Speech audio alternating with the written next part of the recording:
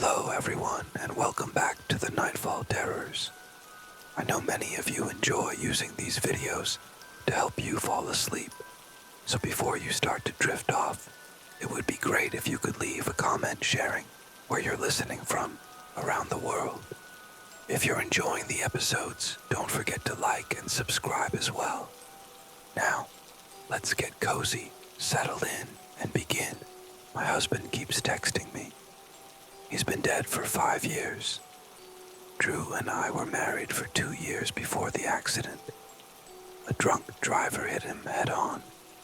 He was pronounced dead at the scene. That happened in 2020. Grieving through the pandemic while isolated was the most difficult thing I've ever endured, but I managed, with help from my parents and his mom. I even began dating again. Then the messages started. The first one came while I was out at an upscale Italian restaurant on a date. It was from Drew's number, just a blank message, like someone had tapped the spacebar and pressed send. The second came a few nights later. I was reading at home. It was a single character, a period. Initially, I thought someone was playing a cruel prank. Or maybe it was someone who didn't realize how upsetting it was. Maybe an older person, or someone neurodivergent, thinking it might bring me comfort. I asked around. No one had any answers. I considered reporting it, but the messages weren't threatening, just strange punctuation. Could it be a technical glitch? Maybe his number had been reactivated and was sending out corrupted data. But the timing made me question that. The texts usually came when I was going out, or already on a date.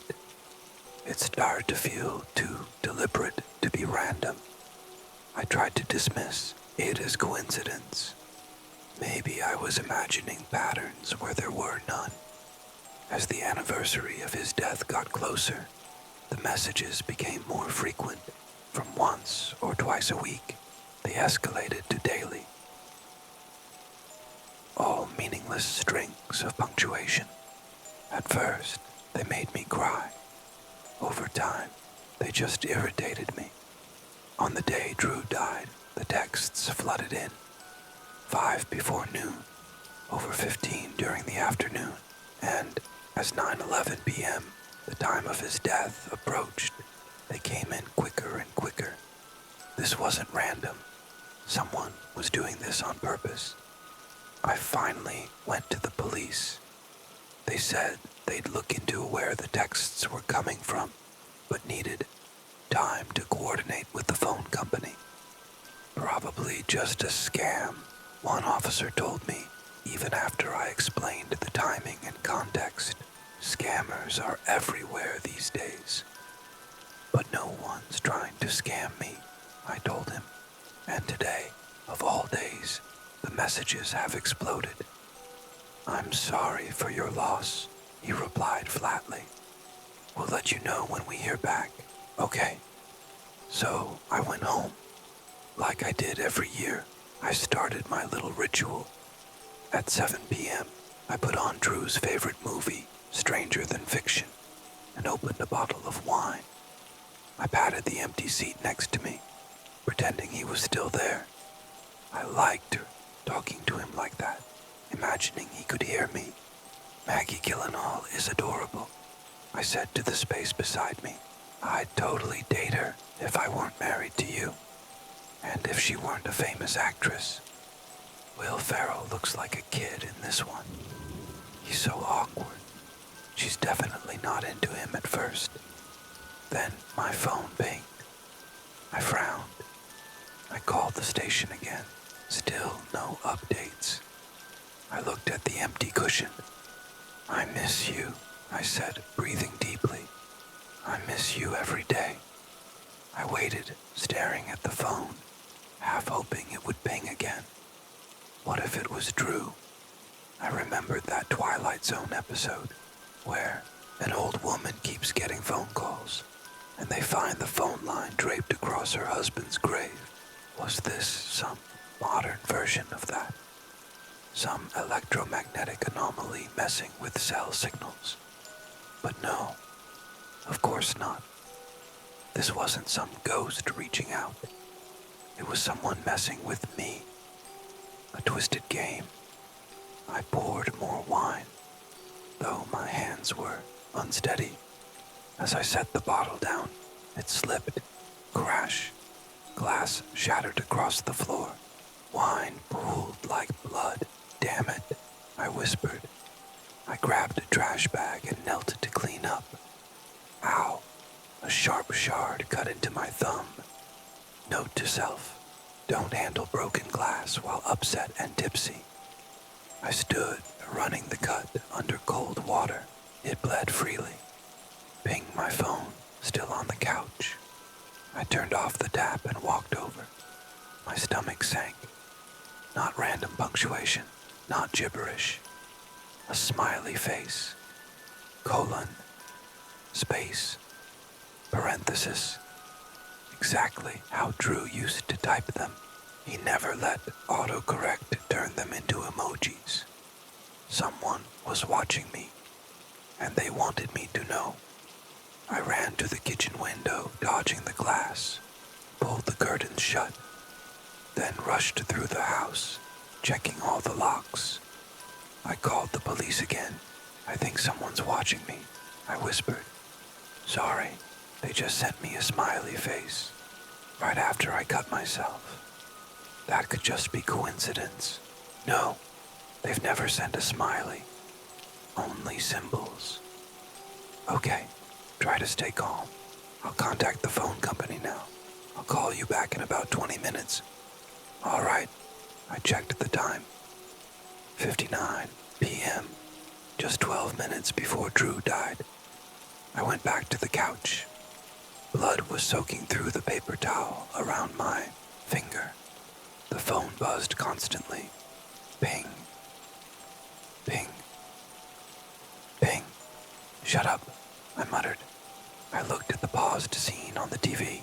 Will Ferrell and Maggie Gyllenhaal frozen mid-look. Ping. Ping. Ping.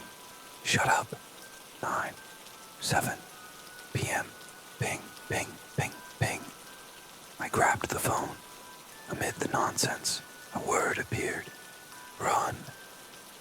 Run. Run. Bing, bing, bing, bing. Then my ringtone cut through. It was the police. Hello. My voice trembled. Get out of the house. The voice was firm, low. The texts are coming from inside your house. My heart stopped. I shot to my feet and ran. Hands yanked me backwards.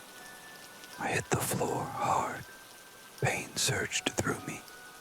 I looked up and saw Drew's mother. You whore, she spat, fury on her face. Her foot slammed into my side.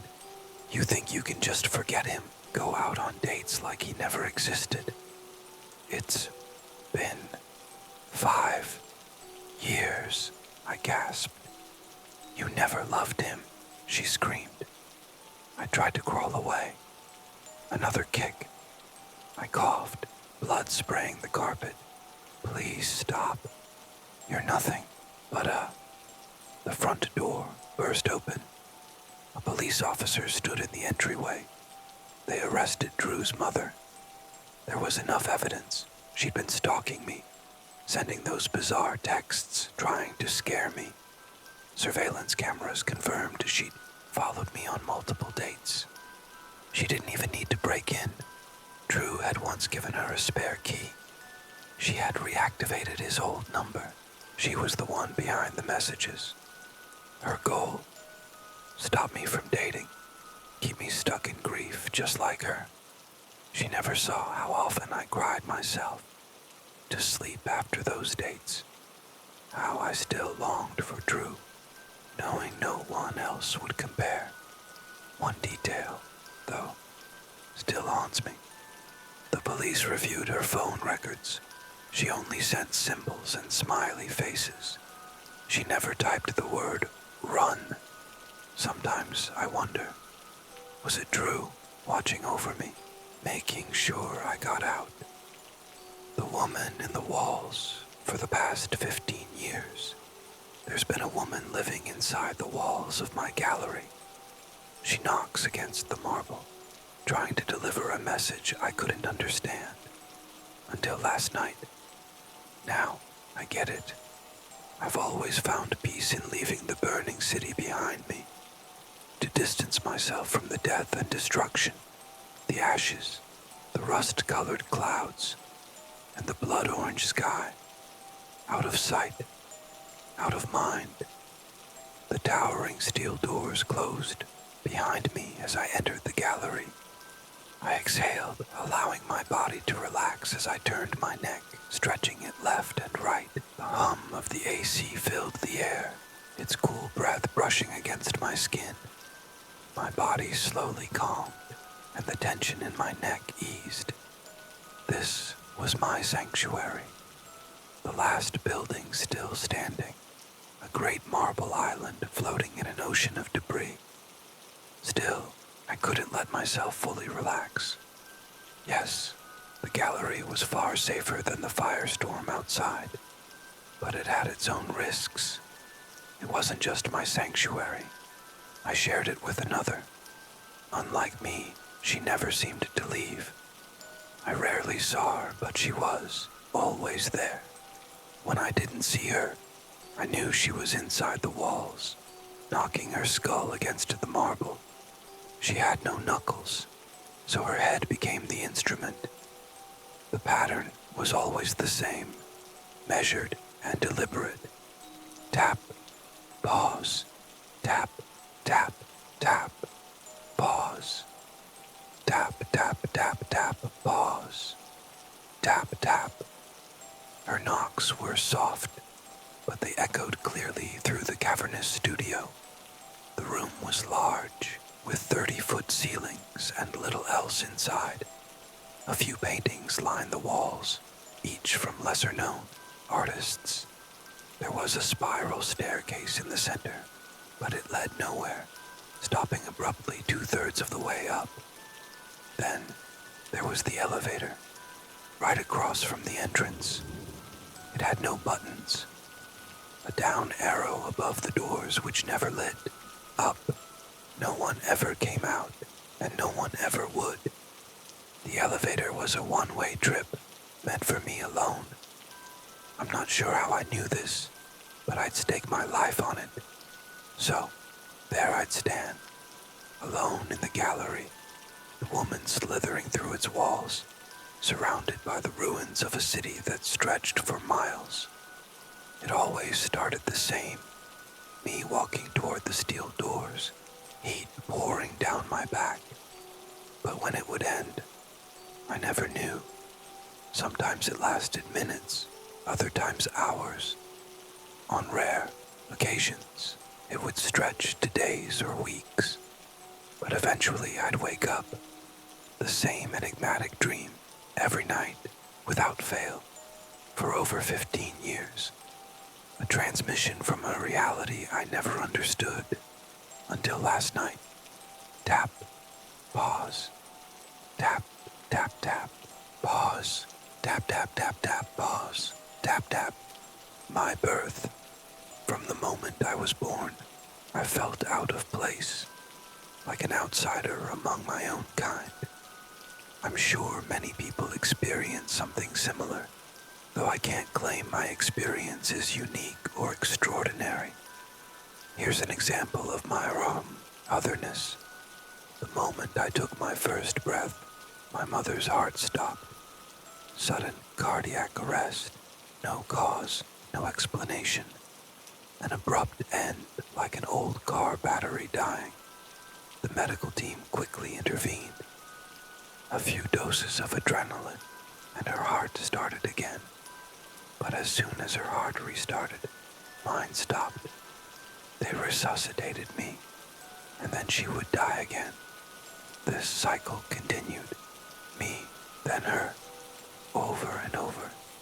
My dad said the doctors grew increasingly perplexed each time we swapped places. Life was a zero-sum game in that operating room. It was either me or her, and no one could change that. Some divine declaration, or the will of fate. The relentless tug-of-war might have seemed almost absurd if the consequences weren't so tragic. 3 or 4 cycles later, my mother's heart stopped for good. Despite the doctor's best efforts, it refused to beat.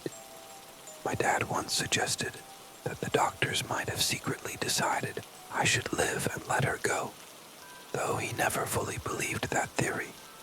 But whether that was true or not, the situation was unbearably unfair, and such unfairness naturally breeds conspiracy. Still, I understood his pain. Though I've always felt like an outsider, that doesn't mean I lack empathy. I respect the people around me. I just don't feel a connection to them.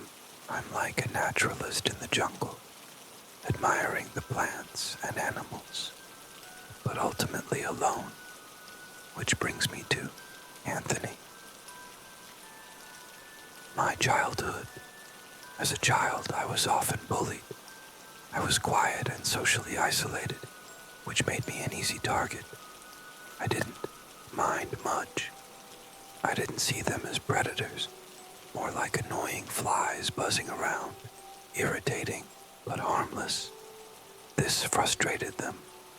They wanted to feel powerful, but I wouldn't give them the satisfaction.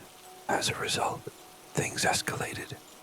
Every time a prank was played, milk spilled over my head, spiders dropped in my backpack, and so on. I noticed Anthony watching. He was always furious on my behalf. Tall for his age, with frizzy black hair and blue eyes burning with anger behind thick square glasses. One day, a bully named Austin, tired of my indifference, decided to step it up. While I was eating lunch, he snuck up behind me and yanked a thick chunk of my hair. That was when I snapped. Anthony did too. I spun around, bit down on Austin's elbow, and at the same time, Anthony struck him with a metal lunch tray, landing a solid blow to his temple. It was the first time Anthony and I spoke, outside the principal's office, both of us waiting to be questioned. I never quite liked the way he looked at me. Even then, his grin was too wide, his focus too intense. It seemed affectionate on the surface, but there was something darker beneath, an obsession. I tried to ignore it because I did like him, as a friend at least. He was the only one I could confide in, the only one who knew about the gallery and the burning city, other than me. Now, there's no one else. This post aims to change that. The gallery, my favorite piece, I always say, is ID conquers the Tarandos. I think it's pronounced E-Day, but I'm not sure. It wasn't the largest painting in the gallery, nor the most technically impressive, but there was something magnetic about it. I could stare at it for hours. It was a small piece, about a foot long, half a foot tall, with a frame carved from small suns and moons. The painting depicted a Valkyrie lying beneath a willow tree, with a creature descending on her. The beast had the body of a man and the head of a stag, its face contorted in a snarl as it reached toward her. But the Valkyrie had a dagger in her hand, poised to strike. The oil paints gave the scene a vibrant quality. The grass looked real enough to touch. The hair on the beast's knuckles looked thick, matted with grease. Looking at that painting made me feel alive, more than I've ever felt in the real world. But as soon as my gaze landed on the 2 black holes above the Valkyrie's head, the feeling turned to unease. Because those weren't just bizarre artistic details. They were holes. Real holes. Every painting in the gallery had them. She watched me sometimes for hours. Her bloodshot eyes would peer through the holes, tracking my every movement. Often, she would stare so long that tears would drip down the painting. And then, her message would begin. Tap, pause. Tap, tap, tap, pause. Tap, tap, tap, tap, pause. Tap, tap. My adolescence. What's the holdup? Just do it already, I said, confident and defiant at 17. The man in the ski mask tilted his head. His glare softened. I took a step forward. Behind the counter, the cashier froze, eyes wide in disbelief. Quinn, what the hell are you doing? Anthony hissed from behind a chip rack, his voice barely above a whisper. I took a deep breath, tasting the air, running my fingers along the counter as I scanned the space. Smell, touch, taste, sight, hearing. I took it all in. Everything felt normal. That sense of control only grew stronger. I'll do it, bitch. I'll shoot. I ain't afraid. I'll splatter your guts across the floor. The would-be robber stammered, his voice shaking. I moved even closer, the barrel of his gun pressing into my chest. Yeah, I heard you the first time, I said. I smiled, baring my teeth. Go ahead. Do it. Look, I'm making it easy for you. Don't even have to aim. The gunman's bravado crumbled like wet paper. Without a word, he turned and fled into the night. I faced Anthony, closed my eyes, and took an exaggerated bow. Neither he nor the cashier seemed impressed, but I sure pretended they were. Later that night, I'd ruined the illusion. Anthony wouldn't let it go. Eventually, I gave in and admitted that I didn't experience synesthesia. That meant no one was going to die that day. The situation, for all its tension, was just a logical extension of my knowledge. No one was going to die, at least not anytime soon. My first dream of the burning city and the gallery. On my 11th birthday, I had my first dream of the burning city and the gallery. Around the same time, I realized I could sense approaching death.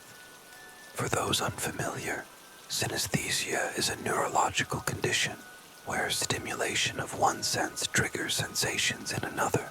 It's like the nerves get crossed. For example, the man tasted loud, the apple felt bright, the musical note sounded purple. A year before my grandfather passed, his apartment smelled of salt, his voice sounded circular, and his presence had a kind of stillness. Those sensations became more intense as his death approached. I started noticing the pattern. Once I understood my ability to perceive death, I felt liberated. People fear death because of the unknown, but for me, it was no longer a surprise. I thought I was invulnerable, but there were two major flaws in my thinking. Flaws I conveniently ignored. First, just because I could sense death didn't mean I was immune to the tragedies of life. Second, how could I know if I could sense my own death? After all, I'd never died before. The gallery. On my 12th birthday, the woman finally emerged. There was a crack beside the elevator. Small, no bigger than a volleyball. The darkness beyond was impenetrable. From that blackness, she slithered toward me. She was no longer a full body, but just a head and a spinal cord, trailing behind her like a tail. Her movements were serpentine, her vertebrae rattling as she glided over the marble floor. Her face remained hidden behind strands of gray hair. There was a gaping hole in her forehead, the result of years of knocking against the marble. She wrapped her tail around my leg and spiraled up my torso, draping herself over my shoulders. When we were face to face, she spoke the only 8 words I'd ever heard from her. "Are you ready to see what is below?" I shook my head. She seemed disappointed. And then I woke up. For the next several years, every time I closed my eyes, I would see her, asking the same question, year after year, my early 20s, to understand what happened over the past 24 hours. I need to explain what happened between Anthony and me. The summer before college, Anthony showed up at my door and confessed his love for me. He said he'd been in love for a long time, and he was certain we were meant to be together. He described our future in vivid detail, how we were soulmates, how perfect our children would be, how he'd be honored to die by my side. The phrasing was telling. To him, our future was already written, set in stone. I tried to explain gently that romantic love wasn't something I could offer. It wasn't about him or how valuable he was. It was just how I was wired. He wouldn't listen. Instead, he became enraged, accusing me of being a stuck-up bitch. He even suggested that I was rejecting him because he wasn't good enough for me. I tried to clarify that it wasn't about superiority. We're just different. "I'm sorry, but that's never going to change," I said. Maybe I didn't choose my words carefully. He stormed out, furious, and I didn't see him again for 5 years. Current day. Last week I returned to my hometown after my father's death. I had sensed it coming 2 years in advance. Since the funeral, I've been handling his estate, only venturing into town once in the past week. And that was only because the coffee machine broke. And who do I run into? Anthony. He was almost unrecognizable. Gone were the lanky frame, frizzy hair, and thick glasses. Now he was muscular, with slicked back hair and no glasses, thanks to a LASIK procedure. The darkness that once lingered behind his eyes was gone. Not because it disappeared, but because he'd learned to hide it. Last night, we went out for dinner and drinks. I made it clear from the start that it was strictly platonic. He teased me about my boyfriend in the city, asking if he'd come kick the shit out of him. For the millionth time, I reiterated that I wasn't interested in a romantic connection. I was single. He smiled at that. Eventually, he invited me to his apartment. He wanted to show off his success at the company, which, by the way, was his father's, not his. I almost reminded him of that, but I stayed quiet. It may sound insane that I agreed to go, but Anthony was still the only person I felt any real connection to. I was curious about how his life had turned out. I wasn't sensing any synesthesia around him, which meant I felt safe. If he tried anything inappropriate, I knew I had pepper spray. Anthony's house. Anthony lived in a 2-story brick row home on the outskirts of town.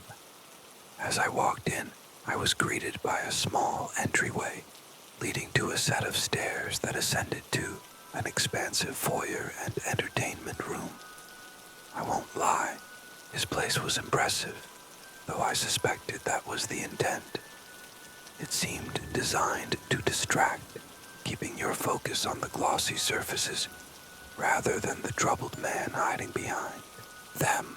I barely even noticed him as he fiddled with the home security system next to the front door. But I heard the distinct click of a motorized lock as I started up the stairs. Uncomfortable evening. For the next hour, we sat across from each other on a large leather sectional, chatting while sipping more wine. But eventually, I felt it was time to leave. I think Anthony sensed my growing intention to go because he leaned over, grabbed one of the 5 candles on the coffee table and began lighting it with a match. I told him it was getting late and I needed to go. He didn't respond. He just kept lighting candles in silence. When I noticed the flickering reflection of the candle's flame in his eyes, I realized I might have made a mistake. Still, I told myself I didn't need his approval to leave. I darted past him, heading for the stairs, but when I tried the front door, it wouldn't budge. There was no obvious way to unlock it. "Anthony," I called, trying to mask the rising panic. "Can you unlock the door?" No response. Then the lights flickered and went out. A cold sweat began to form on my skin, and my heart pounded as an unsettling silence enveloped the room. I reached for my cell phone, only to hear heavy footsteps on the stairs. Before I could react, he was there. His hand shot out of the shadows and grabbed me by the collar, pulling me down to the ground. My nose collided with the edge of a stair, sending sharp pain through my face. He dragged me back into the foyer and pinned me to the floor. Despite my attempts to resist, his strength kept me immobilized, knees pressing down on my elbows. Then, without a word, he wrapped his hands around my neck and squeezed. His face twisted with rage as the world began to blur. My vision darkened. I thought of my favorite painting, "I Day Conquers the Tyrandos," and clung to that thought as the world slipped away. Suddenly, I felt something sharp tear through the air. Flesh followed by a sputtering cough. Anthony's hands loosened and oxygen flooded back into my lungs. I opened my eyes. A serrated dagger was buried deep in his neck, the blade visible on the other side. Blood dripped from the wound, and the scent of iron filled the air. I wasn't holding the dagger, but the limb that had wielded it had come from me. I watched as the ethereal hand and dagger vanished, leaving only the dying form of Anthony. I pushed him off me, and his body collided with the coffee table, knocking over 5 burning candles. The flames spread quickly, turning the room into a fiery inferno. Escape. I stumbled to my feet, dazed and still recovering from the suffocation. The fire smoke began to fill the room. I rushed down the stairs, but when I reached the door again, it remained locked. I twisted the knob until it tore the skin on my palm, but it didn't open. Desperate, I turned my attention to the security panel beside the door. The screen flickered to life, showing 4 asterisks, asking for a PIN. I tried my birthday. Incorrect. Anthony's birthday. Also wrong. 1 attempt left. Panic surged. Then I heard something, or at least I thought I did. It felt as if the knocking was physically swirling around me. Tap, pause. Tap, tap, tap, pause. Tap, tap, tap, tap, pause. I held my breath and tried a final combination. 1, 3, 4, 2. The screen blinked open. I hit unlock and shoved the door open, spilling into the street. The gallery. A few hours after Anthony's death, I arrived at the gallery. The woman emerged from the crack in the wall, slithering toward me. I met her halfway by the spiral stairs. For the first time, I asked her a question. Why couldn't I sense that Anthony was going to die? She climbed up my leg, her spine wrapping around my shoulders, and her head turned toward me. Her voice, rasping and high-pitched, didn't come from her mouth, but seemed to emanate from the air around her. Because he wasn't supposed to die last night, you were. That's what was written. You can't foresee what hasn't been written. Her grin grew wider, cruel and knowing. But I intervened. You wouldn't have reached the gallery otherwise. I did what was needed. We did it together. Then she asked me a question. Are you ready to see what's below? I nodded. At that moment, the down arrow on the elevator lit up bright red, and a chime echoed through the gallery. The doors opened, revealing a decapitated woman in a silver cocktail dress, holding a balloon with "Happy Birthday" written in rainbow colors. Her headless body stood motionless, but the woman's head, now attached, moved toward me, slithering up and securing itself to the body. I entered the elevator, and the mirrored walls reflected a much older version of myself. Suddenly, I realized maybe the gallery wasn't a dream after all. Perhaps it had always been a vision, a glimpse into a future I couldn't yet comprehend. A vision of a towering marble coffin amid the ruins of a burned-out city. Her head turned toward me, and she whispered, "If you wake up before we reach the end, that's fine. We can try again every night. Eventually, with enough practice, you'll cross the threshold. We'll make this real." She paused. "My love, my Valkyrie, my red moon, my one and only daughter." Then I woke up. My daughter keeps asking about the man under the floorboards. We live on the 5th floor of an apartment building. We moved here in February. It's just me and my daughter Ivy. The place isn't much, but it's ours. 5th floor, a decent view, and rent we can just about afford. The building is old, with squeaky pipes and thin walls, but it's peaceful, and no one bothers us. Ivy is 4. She's smart and quirky in the best way. She loves bugs, talks to her stuffed animals as though they're real people, and creates strange stories on the spot. I've always encouraged her imagination. Kids need that, especially after everything we've been through. At first, it was just a typical play. She'd crawl around with her dolls, press her ear to the floor, as if listening for something. One day, I asked her what she was doing, and she told me, "He talks funny when he's sleepy." I didn't think much of it. I assumed she was just imitating something she saw on TV or something similar. A few days later, while brushing her teeth, she suddenly pointed to the floor and asked me to tell the man to stop watching her. I froze, not from fear, just from confusion. "What man?" I asked. She pointed to the floor again, the one who lives under the wood.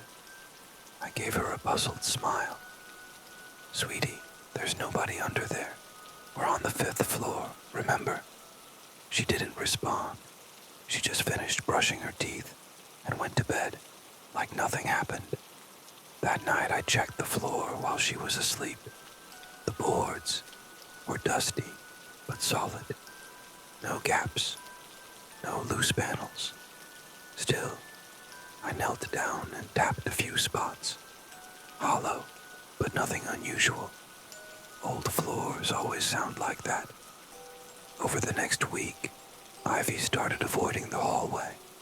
She'd step around certain boards like they were hot.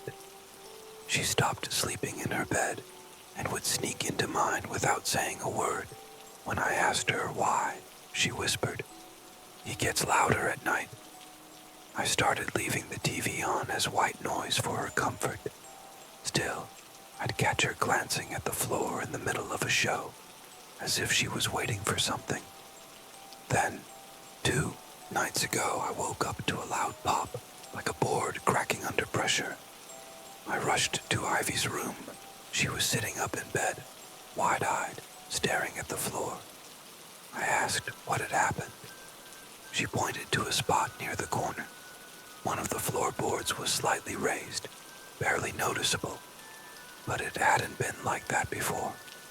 I pressed down on it, and it gave slightly, as if something underneath had pushed up.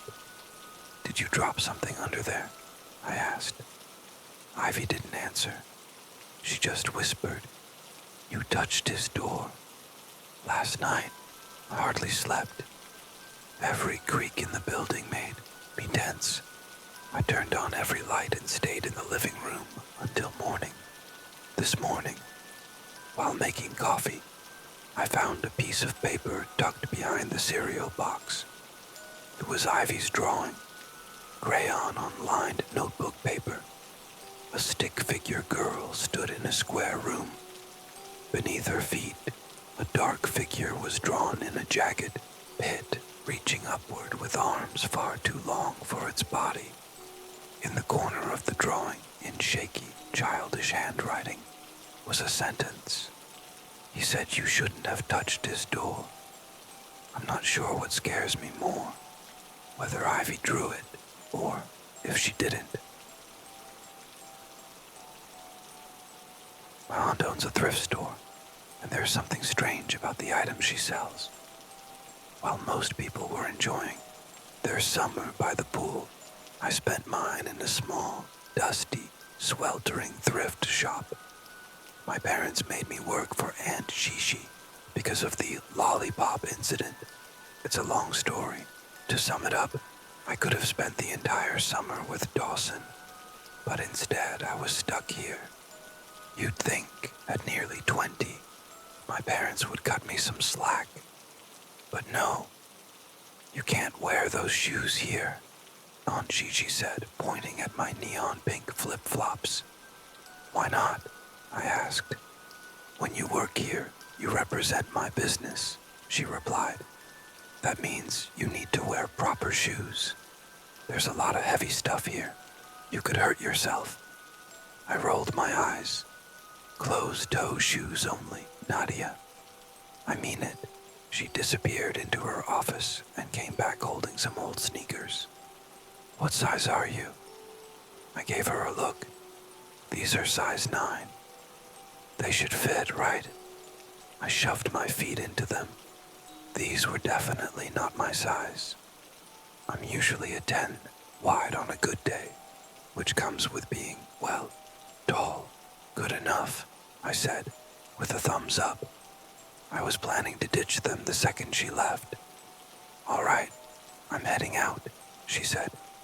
Someone's coming to buy the rug this afternoon, so don't hide in the back again with your ear things. In AirPods, I corrected. She waved me off, clearly not paying attention. Someone's really coming to buy the rug, I asked. We'd gotten the rug the day before, and it was awful. It looked like a mix between a tacky shag carpet from the 70s and some kind of animal belt. Long, brown, synthetic fur in a big rectangle. Aunt Gigi wanted $400 for it. Looking back, I should have thought something was off, but at the time, I just assumed she was being greedy. It's a large rug and in great condition for its age, she told me. It looks terrible, I muttered.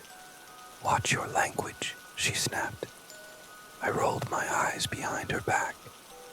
The rug wasn't the only odd thing in the shop, and Gigi had a whole collection of tiny porcelain figurines with sad faces.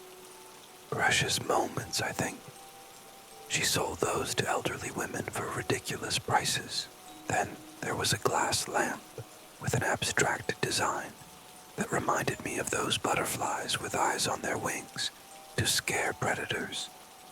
It creeped me out. Are you sure you'll be okay here without me? Aunt Gigi asked, grabbing her bag. I'm sure, though, honestly, I wasn't. She'd briefly shown me how to use the inventory system, but I wasn't paying much attention. I was busy texting Dawson, who just kept leaving me on red. I'd have to figure it out. Aunt Gigi left, and I was alone with the stuff. I knew the basics. Everything had a number tagged on it.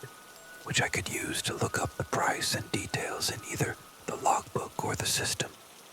I sat at the desk and stared at the dusty shop, my view mostly blocked by the concrete apartment next door. Giselle's Thrifty Finds was on Orchard Street, which was barely more than an alley. Sitting at the desk, I pulled out my phone and texted Dawson again. Work is so boring. The check marks appeared, but no reply. Frustrated, I tossed my phone on the desk. There was nothing to do, so I got up and started pacing. I kicked off the sneakers, slipped my flip-flops back on, and walked over the ugly rug. Item 319, according to the tag.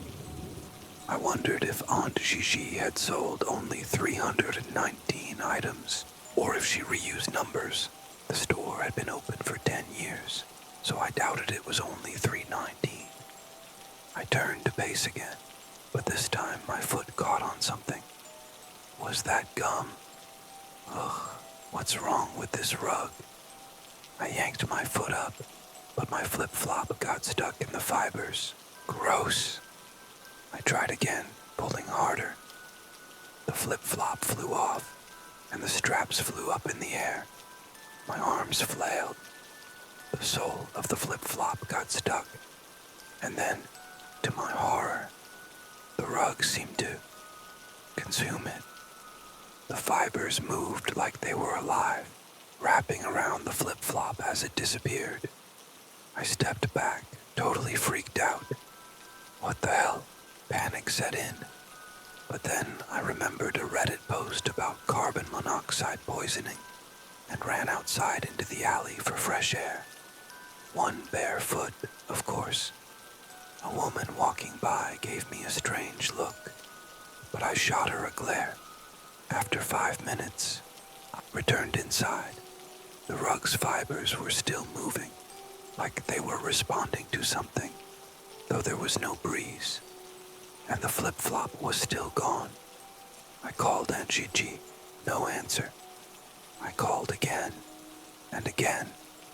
Then the bell above the door jingled, and I looked up to see a man enter the store. He was tall, thin, and wearing a long trench coat. His face was mostly obscured by a brimmed hat. Without looking around, he came straight to my desk. "Can I help you?" I asked. He stared at me with cold, ice-blue eyes. "Where's Giselle?" "I'm her niece. She asked me to work today." He paused, sizing me up. "I'd like to buy the rug." My stomach dropped. "The rug?" I croaked. "Yes. Is that a problem?" He pulled out $400 in cash and placed it on the desk. "400, right?" I nodded, not even checking if the bills were real. On shaky legs, I led him to the rug. The hairs were still. I had to warn him.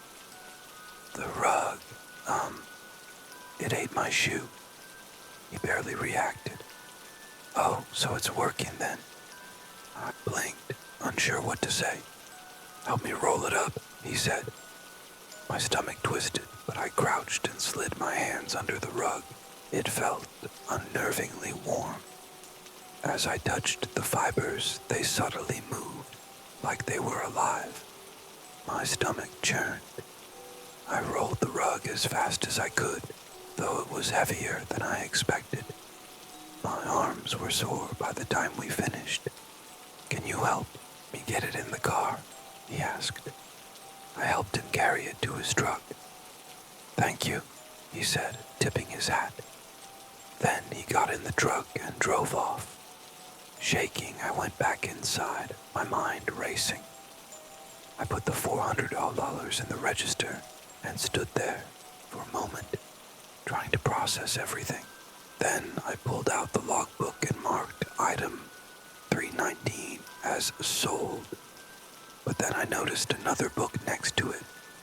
It looked the same as the logbook, but the spine said manual.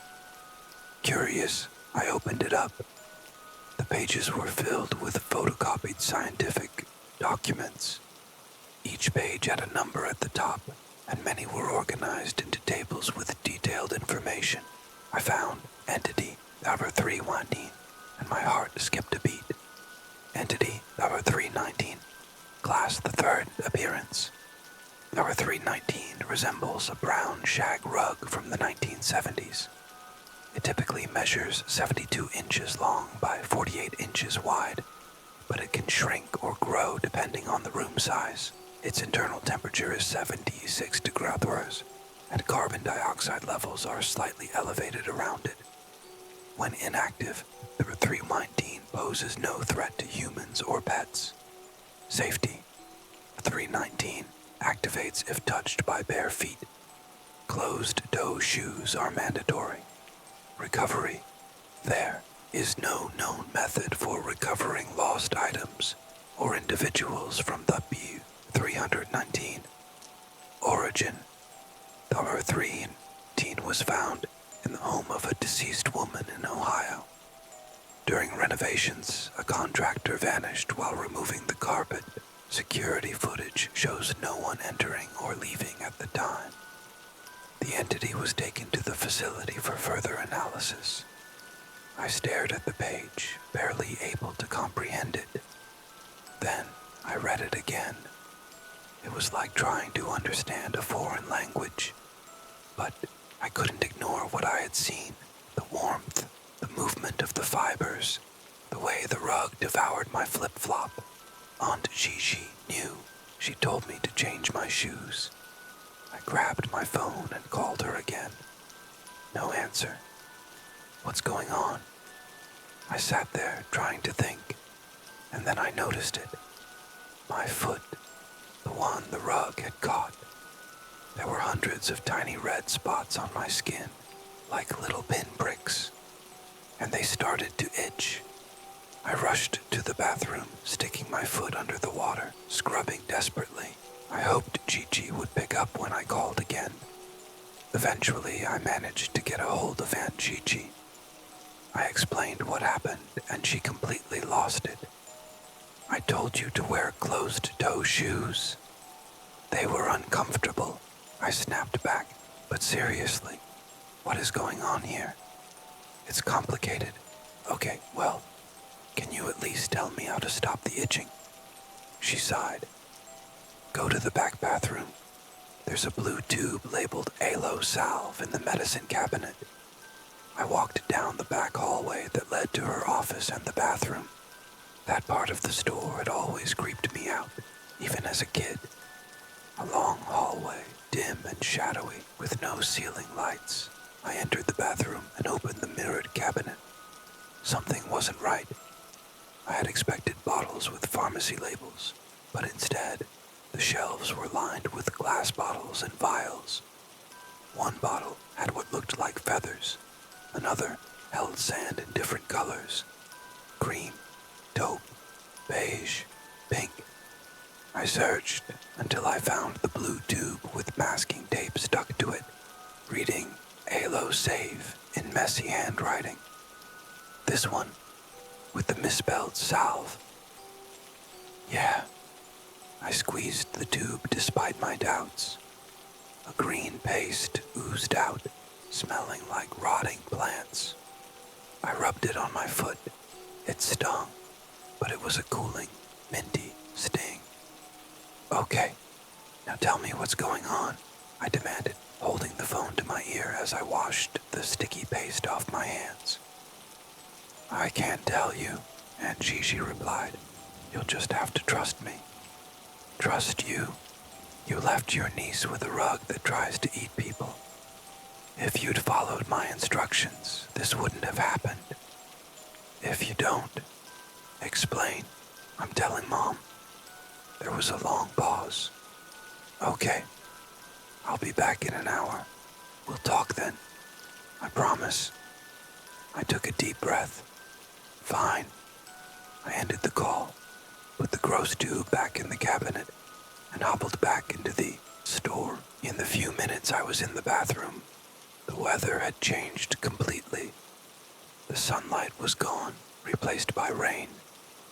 I couldn't see the sky, but everything felt much darker. like storm clouds were closing in. A sudden summer storm.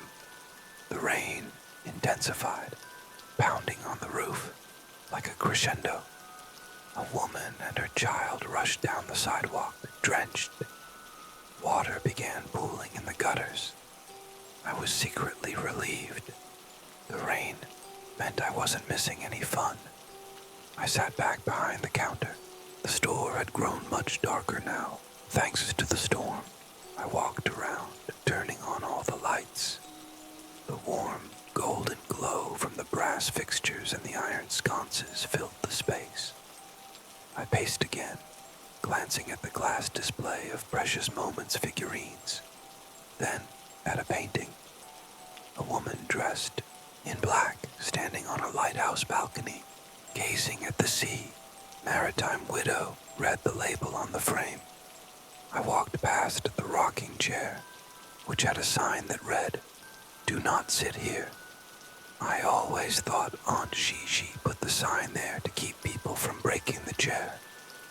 Now, I wasn't so sure. Was there another reason? Was the chair like the rug? Something that might eat anyone who sat in it? The rain grew into a downpour. The sound on the roof became overwhelming, like tiny hands slapping the metal.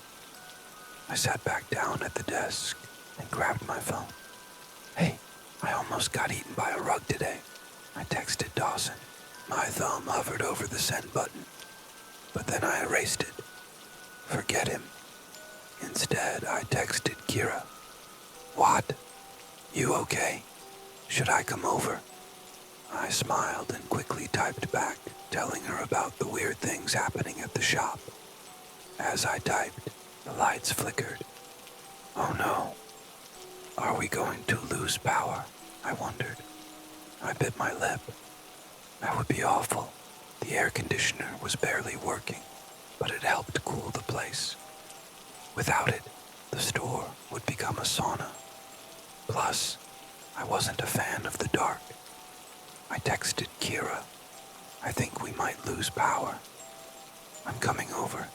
Was gonna go to the beach, but the rain. Can I bring Elias?" Elias, Kira's older brother. That sexy older brother vibe. I'd crushed on him when I was younger, before I realized he was a total smartass who played video games all day. Well, who am I kidding? I still had a tiny crush on him. It's weird how friends, older brothers, have that allure. If I had met him outside of this situation, I wouldn't have looked twice at him. I rolled my eyes, smirking. "Yes, you can bring Smelly Ellie," I texted back. "Lou, stop calling him that." The lights flickered again. This time, they stayed dim for a few seconds, buzzing with a strange, brownish gold hue over everything.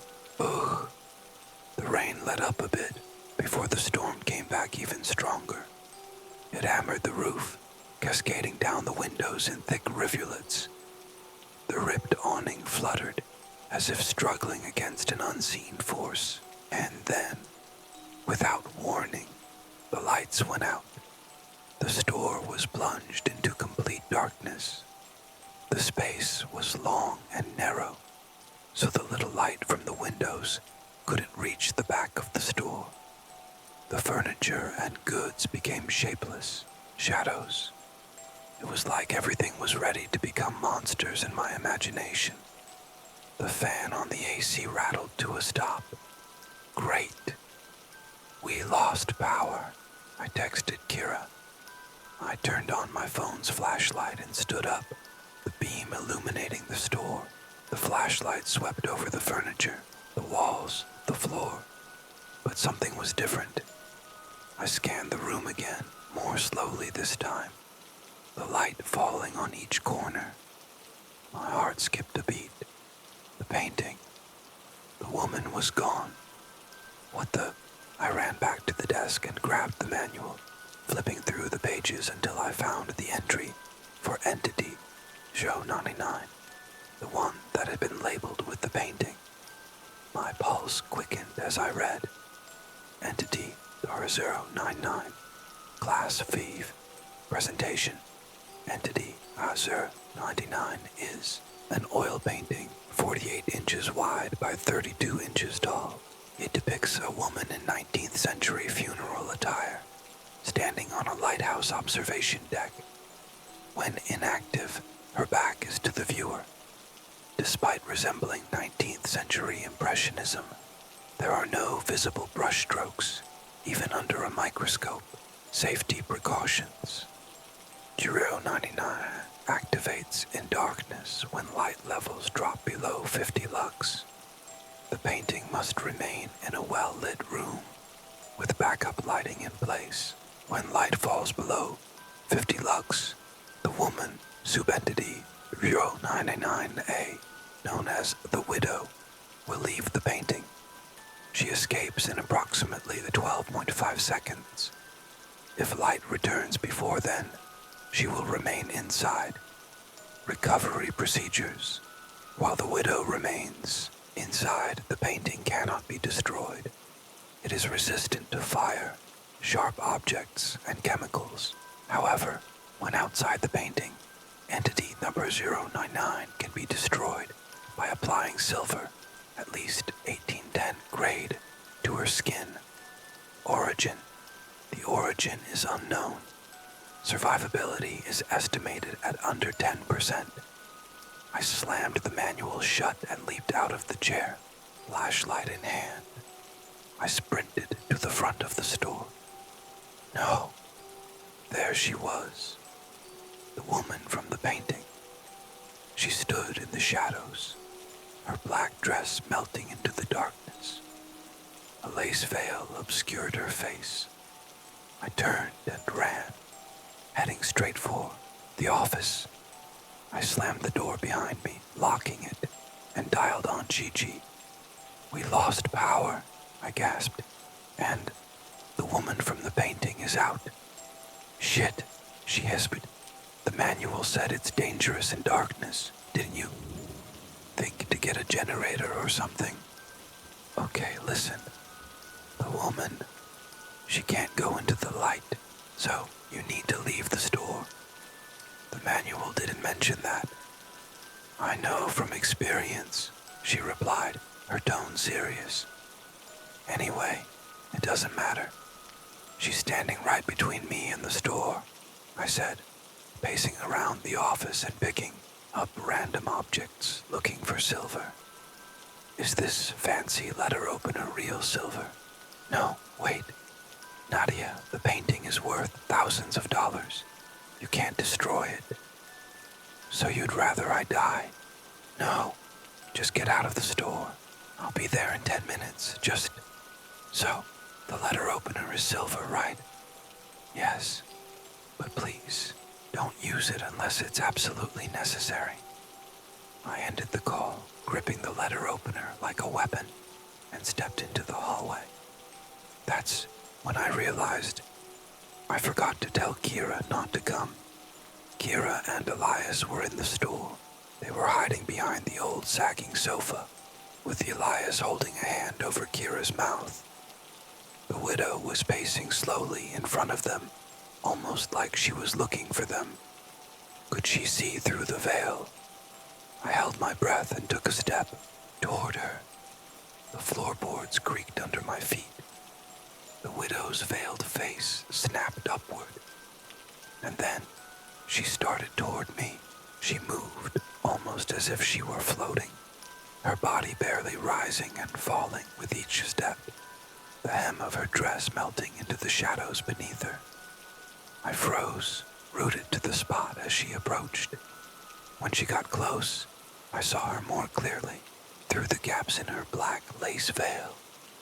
She didn't have a face. It was just a pale blur, like the artist had forgotten to add details. I lifted the letter opener, my muscles tense. I took a deep breath and thrust it toward her chest. But she dodged in a split second, her body turning blurry, blending into the shadows. She straightened, and her gloved hand shot up to my neck. The letter opener clattered to the floor. Dots flickered in my vision, smothering all other thoughts. I stared at her smooth, mannequin-like face beneath the veil. This can't be how I die. Darkness crept through my sight until the rest of the thrift shop faded away, leaving only her blank, terrible face. I clawed at her gloved hand, but her grip didn't loosen. No. Clink. The widow turned and shattered into countless tiny pieces, like smoky black glass scattering on the floor. I was face to face with Elias. He held the letter opener, stabbing it into the spot where her back had been moments before. I gasped for air, coughing. "What's happening?" he asked, his usual sarcastic tone replaced by something much more serious. I was taken aback by his intensity. Honestly, I have no idea. Kira finally got up, her eyes wide. She moved toward us unsteadily, whispering, "What?" before shaking her head, as if speaking was too much to handle. "I don't know," I said.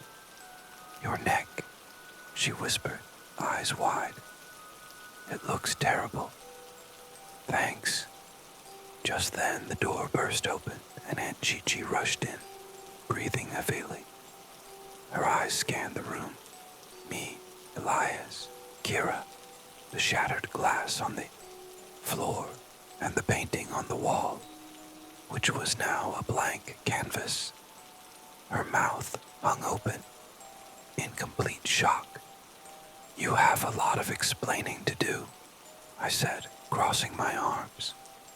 She pressed her lips into a thin line. "I guess I do." Aunt Chi-Chi led us to her office. She closed the door, locked it, muttered something about damn 343 and its eavesdropping, then sat at her desk. "I'm sorry. I should have told you everything sooner," she said, looking at us seriously. "You think?" I snapped, frustrated. Immediately, I regretted my words when I saw the guilty look on her face. "What's wrong with you?" I scolded myself. Aunt Gigi could have indirectly caused our deaths, but with one sincere apology and a guilty expression, I found myself almost forgiving her. "Do I really have to tell your friends too?" she asked, glancing at Kira and Elias skeptically. "They saw everything, so yeah. Besides, I'd say you owe me." She sighed. "Okay. The thrift shop has been in my husband's family for generations. I'm probably the first person, not related by blood, to run it. No one expected him to die so young," she explained, sitting back and placing her elbows on the desk. "There was a legal battle with his uncle, who tried to take over. The will left it to me, but that was before I knew what it really was. I would have gladly given it to him if I had known," she said, shaking her head. Kira sat down, cross-legged on the floor, and Elias leaned against the back wall, looking deep in thought. Though, knowing him, he was probably thinking about something random, like the classification of spiders. Aunt Gigi glanced at each of us, a serious frown on her face. "There are certain people who need to buy things that are a bit different. Some items sold here are dangerous, but they're carefully regulated. There's a board for supernatural objects I report to. They tell me what I can sell and what I need to send back," she explained, reaching for a book on the shelf behind her. "Let me show you." She flipped through the book and slid it toward me. Entity 824 Class Vive. Description: 824 is a 6-inch long pewter fork, 1/12 of an inch thick, with 5 tines. It weighs 1.8 ounces and has the imprint of a man's face on the handle, his mouth wide open as though screaming. Safety. When inactive, Route 124 is harmless and can be handled with Class 1 precautions. It activates when the tines touch any solid or liquid with over 30% water content. In one case, it activated in the air when humidity reached 83%. Once activated, it is believed to secrete a poison. Anyone who ingests the substance will fall ill, experiencing fever, dizziness, sweating, hallucinations, and will die within 4 to 7 days. The average is 5.7 days. Recovery. A-24 can't be destroyed by fire and withstands up to 10,000 psi or more. There's no cure for its effects, and it must be stored in a safe at less than 20% humidity. Origin. It likely dates back to the 4th century in Rome, although its true origin is unknown. I got it from a traveling salesman, Onchichi said. Well, not literally. He wasn't a man. But the board said no. It had been used in several murders before they tracked it down. So, the fork's not okay, Elias said, reading the description. But the woman in the painting, who nearly killed us, is. It's complicated. The painting was supposed to be picked up a few days ago. I was only keeping it temporarily. And you let me work here alone while you had it, I said, glaring at her. Look, I'm sorry. I forgot about it. You were the one who didn't listen to my rules. About wearing closed-toe shoes, for example, she countered. Fair, I said, sort of. But Mom's going to be really mad. She paled. You're not telling Mom about this, right? I'm not. She'd kill me. Oh, she absolutely would. And she glanced at Kira, Elias, then back at me, her eyes narrowing. You're trying to negotiate, aren't you?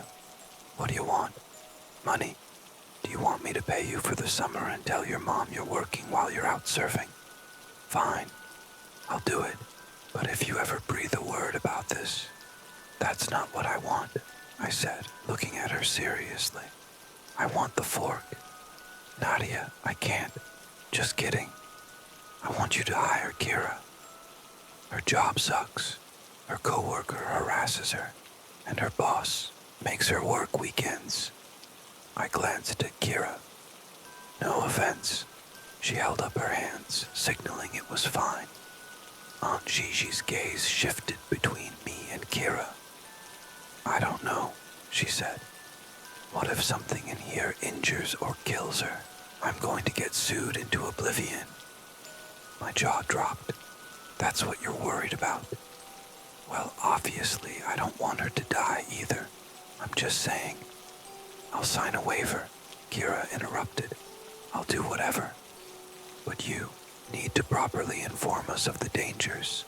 Like, you didn't tell Nadia anything. This is a big ask, Aunt Gigi replied. I pulled out my phone and started dialing. No, okay. She can work here. But the waiver's gonna say it's not my fault if she dies. The first few days went smoothly, and Gigi gave us all the materials to read. Manuals, safety protocols, everything. Didn't expect homework, Kira grumbled as we flipped through the manual during our break. It's better than working with Chad, right? She sighed. Yeah. On the third day, we had our first customer. Until then, most of our work had been restocking and sweeping, and Gigi usually handled customers. But today she was away picking up some haunted china from Rockville. The bell jingled. Kira and I exchanged excited glances before heading to the front. The manual had a list of rules for interacting with the not people, as Aunt Gigi called them. We were careful not to make eye contact, only spoke when necessary, and most importantly, never asked them why they were buying certain items. The man who entered looked like an elderly gentleman, his white hair fluffy, bent over his cane, and his mustache quivering with each breath. And Gigi had warned us that sometimes the knot people looked off, like poorly rendered digital images, or someone's vague attempt to draw a person. This man was no exception. I avoided looking directly at him, but his eyes were too close together, and his face too trapezoidal, with cheekbones that jutted out sharply. His arms weren't even the same length. "Excuse me, miss," he said, his voice warbling as he approached. "Could you direct me to the fedora, please? Number 212. He didn't waste time. He gave the number right away. "No problem," I replied, searching through the manual. Entity 212, Class 3. Presentation. Entity Dar22 is a fedora-style hat in men's size 7. The hat has a small tear on the rim, but is otherwise in good condition. When worn, it activates subentity 212A, also known as the demon. It takes control of the wearer's body, but it behaves more like a poltergeist than a demon. There is no evidence linking it to any demonic entities from religious theology. Safety precautions. Dark 212 activates only when placed on the head of a living being, human or animal. It will not activate if touched by hands or other body parts. Recovery procedures. Removing the hat stops the effects immediately. Origin unknown, but the lack of stitchwork suggests it was created through supernatural means. Some sources report more traditionally demonic behavior from 212A, but these accounts remain unverified. "Right this way," I told the man, leading him to the back where the clothing items were displayed. There was a coat rack with a single child's coat and a fedora-style hat. I carefully grabbed the hat, keeping it far from my head, and handed it over to the man. "Here you go. Payment up front." I turned to head back to the counter, but halfway there, I felt a pressure on the crown of my head. "What the—" My entire body froze. I tried to step forward but couldn't. My heart raced. He had placed the hat on my head. I tried to lift my arms to remove it, but it was useless.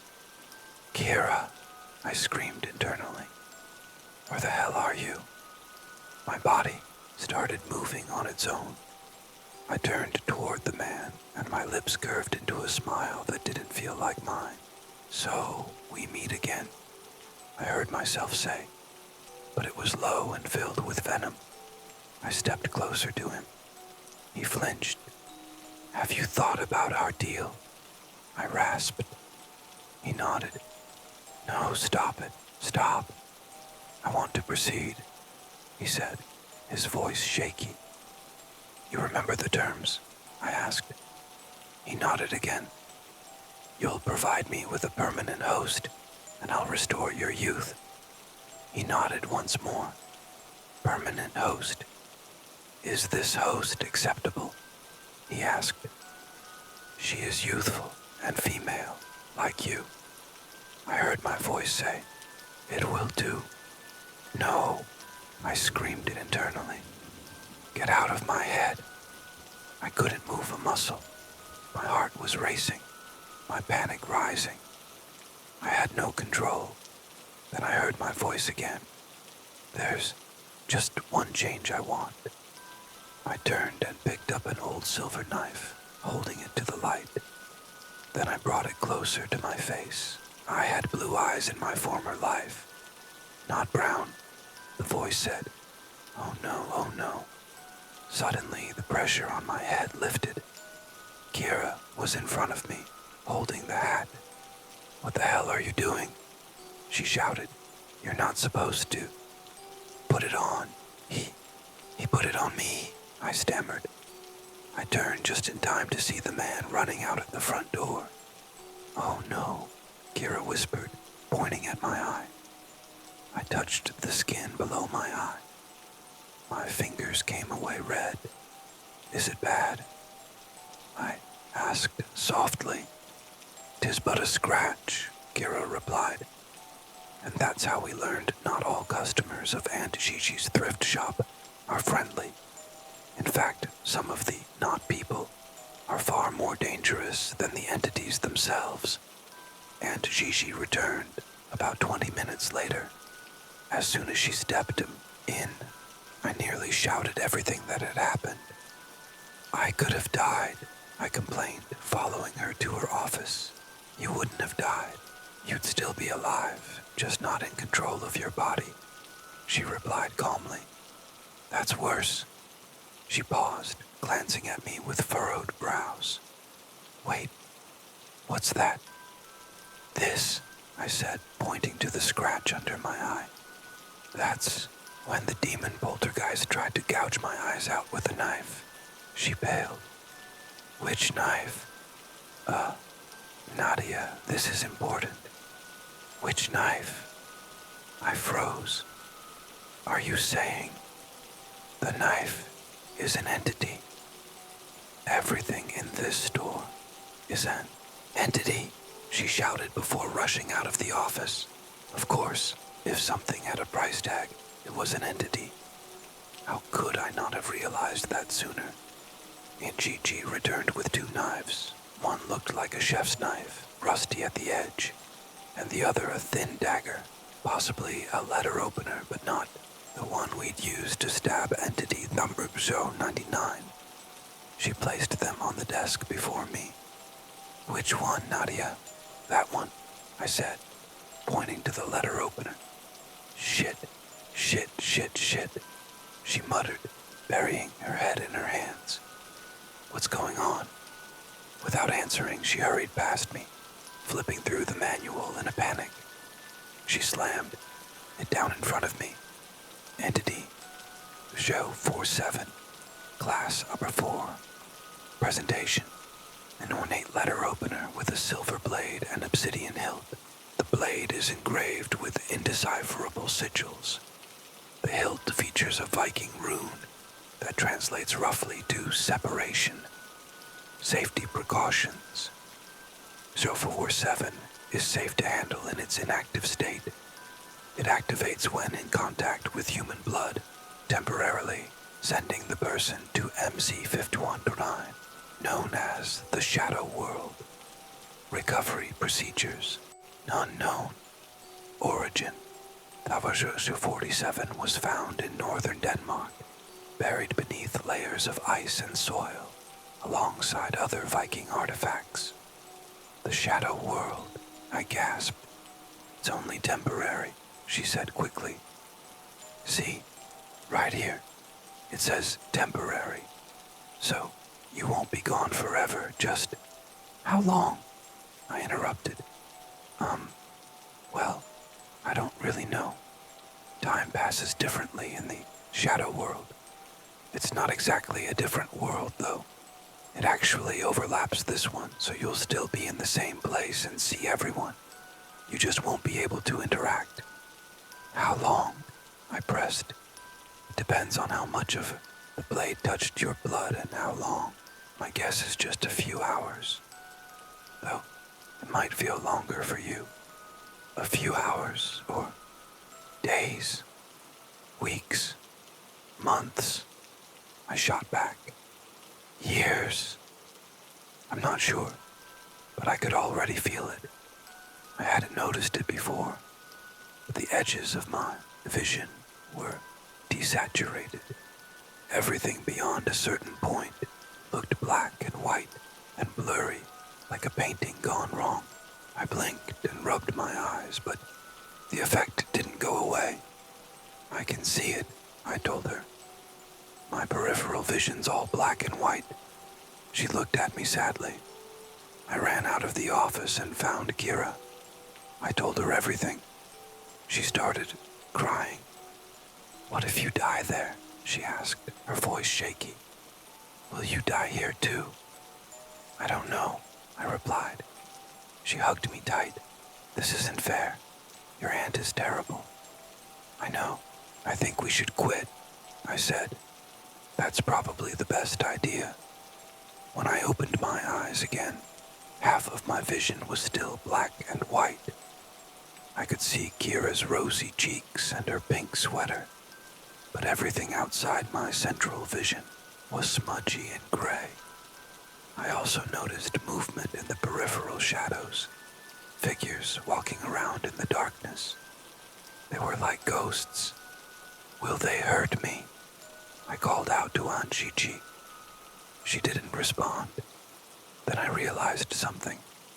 Kira was screaming, her mouth open in an O, but there was no sound. Kira, I shouted. Kira. No one reacted. I spun around to look at the blurry figures. As soon as I focused on them, they vanished, like dim stars disappearing when you try to look directly at them. Oh, shit. Kira and Aunt Gigi were moving in slow motion. Maybe half speed, maybe less. I ran around the shop, shouting for help. Nothing. I ran outside and screamed, but the people on the street didn't even glance at me. Then, I felt a sharp, burning pain in my arm. I jerked back, and for a moment I saw a ghostly figure hovering over me. His skin was pale gray, his eyes dark, hollow pits. As soon as I looked at him, he vanished, but the pain stayed, throbbing up my arm where he had grabbed me. I struggled trying to pull away, but I fell into the street. An SUV sped toward me, and I screamed, but it passed right through me. I was a ghost. I rushed back into the shop, pacing, my arm still burning. Everything I tried to touch, my hand passed right through, like everything was an illusion. I stood before the suit of armor at the back of the store and extended my arm toward it. My hand passed through the thick iron, through the hollow chest, and out the other side. But then I felt something. There was warmth pulsing beneath the cold metal. My heart raced. Holy crap. The suit of armor was an entity. Of course it was. I should have known. There were so many entities in the shop, and Kira and I had only skimmed through the manual. I took a deep breath. But wait, I couldn't breathe here. I just felt my chest expand like I was. I stared at the armor. Then I saw something else. It had a faint golden glow surrounding it. Looking around, I saw it everywhere. Every object, every entity in the shop was glowing faintly with gold, purple, and scarlet hues.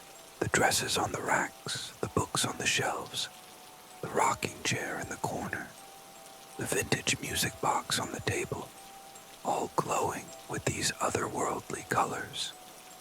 I went back to Kira and Aunt Gigi. Kira was crying, and Aunt Gigi was comforting her. I stood next to them, wrapping my arms around them, but, of course, they couldn't feel me. It was odd. I didn't know Kira could cry like that. It was kinda touching. Then, something caught my eye. There was a sickly green glow coming from Aunt Gigi's chest. What the? I leaned in. She was wearing a pendant tucked under her cardigan. The glow was coming from it, a dull, eerie green light. Suddenly everything clicked. Aunt Gigi was hiding an entity under her clothes. Hours passed. Kira left, and then Aunt Gigi went home. I was left alone in the shop, nothing more than a ghost. At least the other ghosts didn't bother me. They seemed to respect my space. I woke up at 2:37 a.m., lying on the floor, my body convulsing like I just touched a live wire. I ran to the bathroom and threw up.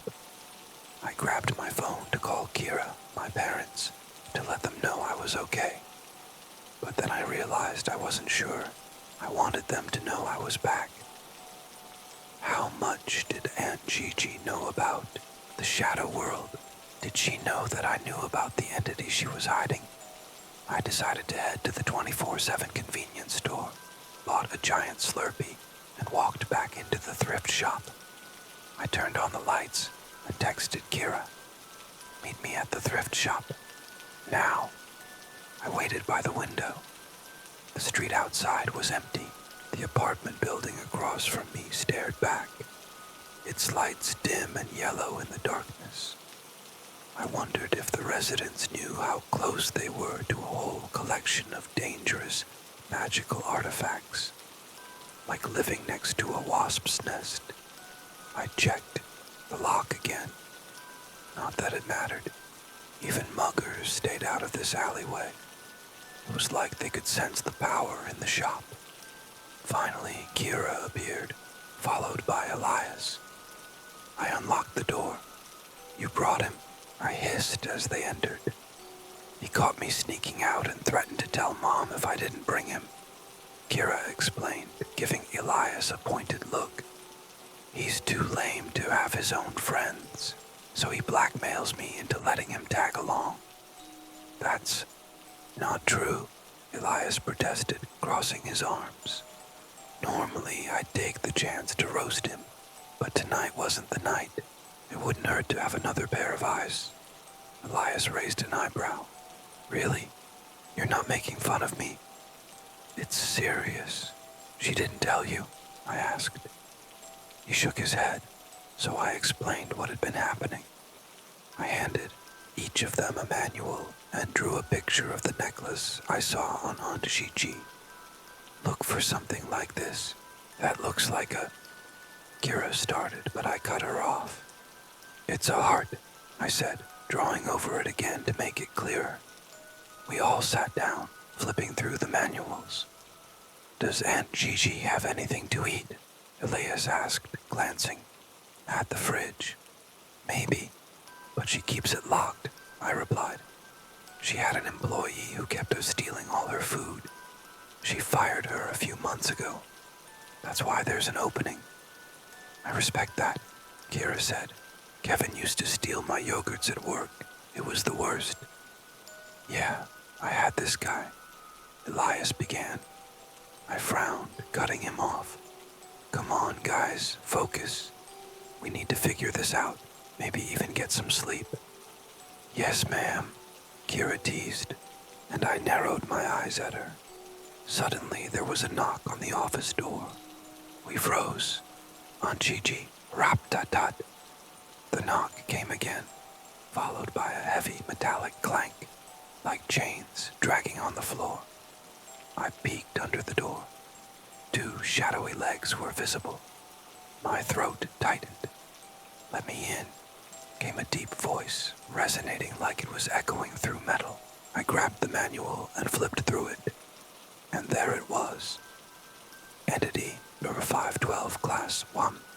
Presentation: a 215-pound suit of armor standing at 6'2", made of iron and carrying an axe. The helmet fully encloses the head with a narrow slit for eyes. MRI scans show no centralized brain, suggesting it may be a mimic rather than human. Safety precautions: 047 is considered a relatively harmless entity. No fatalities have been reported from contact with our 047. The entity becomes active and mobile every night between 3 and 4 p.m. Eastern Standard Time without observing daylight savings. While not aggressive, our 047 seeks out heat sources such as humans and warm-blooded animals, possibly in search of companionship. It is clumsy with its axe, so it is recommended to maintain a 6-foot distance or stay in a locked room until the entity's activity ends. Recovery procedures: wait until 4 a.m. before getting within 6 feet of the 047. Origin: our 047 was discovered in Western England in 1963. "Well, that's not creepy," I muttered. "So, we're safe in here, right?" Elias asked, eyeing the door just as more knocks sounded. "As long as the door holds," I replied, watching the door rattle with each knock. I glanced at the clock, 3:07 a.m. Almost an hour to go, and we had a sentient suit of armor knocking at our door. Is this it? I looked over at the page Elias was pointing to. Dude, that's not even a locket, I said. Oh, I thought it was. I rolled my eyes and continued flipping through the book. Dr. 274 was a fire poker that paralyzed anyone it stabbed. Door 352 was a sentient bookshelf that absorbed all the information from the books it held.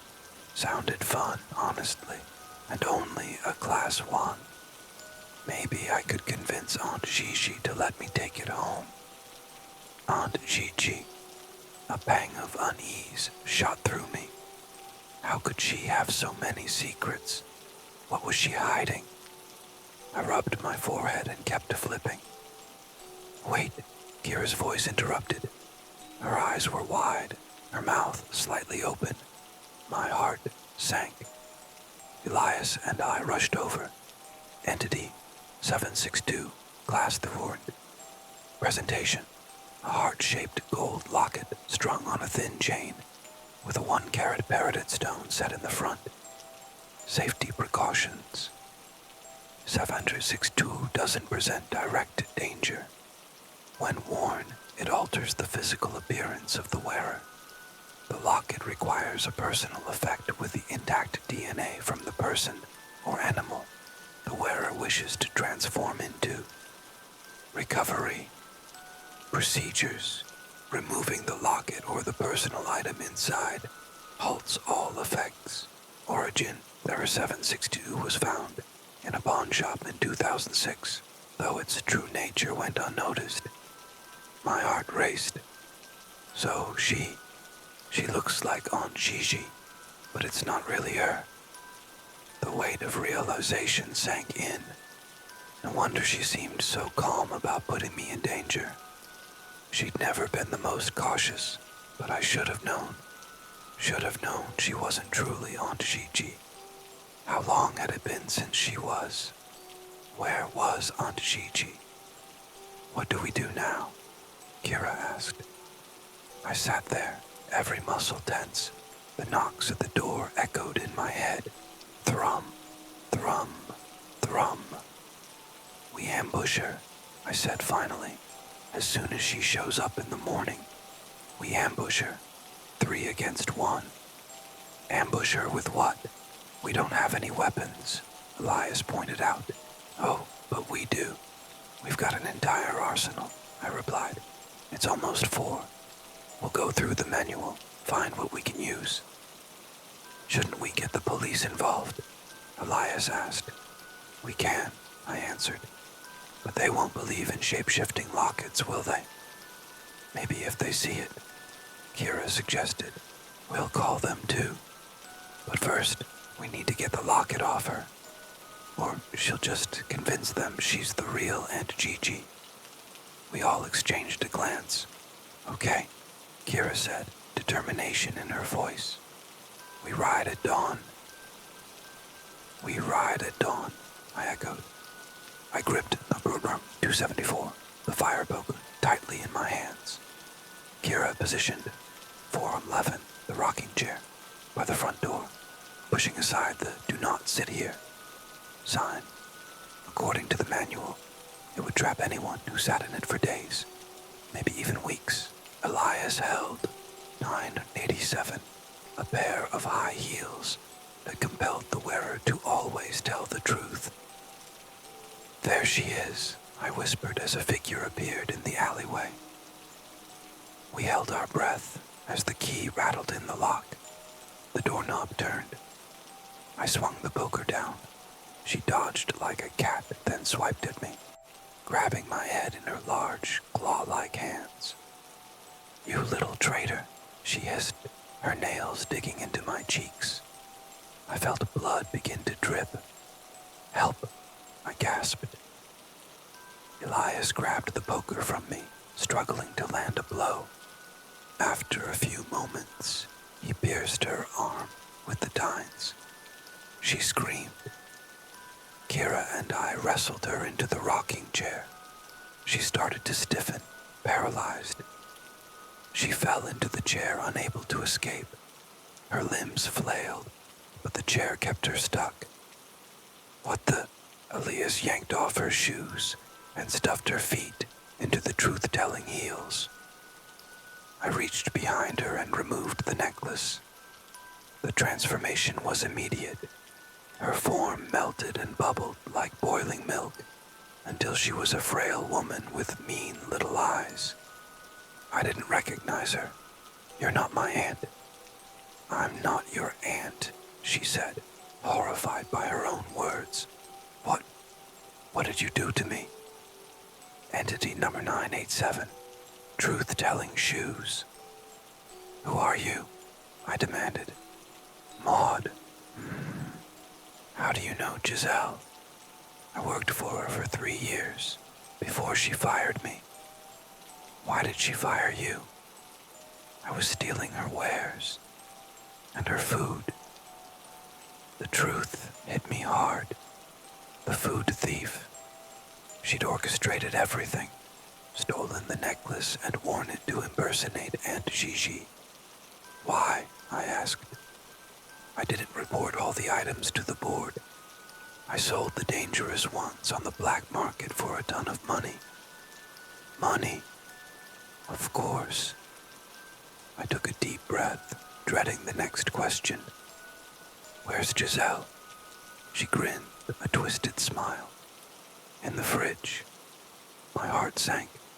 I hit her with a hammer, dismembered her, and locked her in her fridge with her precious food. I stood there, stunned. Tears welled up in my eyes as I looked at Kira and Elias. They were just as horrified. "How could you?" I whispered. "It was easy," Maud said coldly. "Why hire Nadia?" Kira interjected. "I thought she'd be useful. Selling on the black market takes time, and I was behind on sales. I knew Giselle wouldn't notice the difference. It couldn't be true." I ran through the shop, down the hall, and into the office. I yanked the fridge door open, just enough to see the horrific truth. Locks of hair, purple flesh, neatly bagged as if prepared for storage, not disposal. I collapsed to the floor, sobbing. The police took Maud into custody. She confessed to everything, even while still stuck in the rocking chair. They were puzzled when they tried to move her, but the chair had fused to her. I glared at her through the shop window, hoping justice would be served. Kira and I now run the shop. Apparently, Aunt Gigi's will left the shop to the current employees, which was us. So this is our job now, dealing with artifacts that might kill us. It's definitely not how I imagined my life would turn out. But life never goes as expected, does it? I'm a virtual therapist. One of my clients doesn't seem human anymore. I'm a therapist, not the old-fashioned type you picture with a pipe and a couch, but the modern version. Cognitive behavioral, trauma-informed, licensed, and everything I do is remote. The pandemic made it that way. But I never went back to in-person sessions. 3 weeks ago, I took on a new client. The intake came through a youth crisis center. She's 17, referred after a home invasion that left both her parents dead.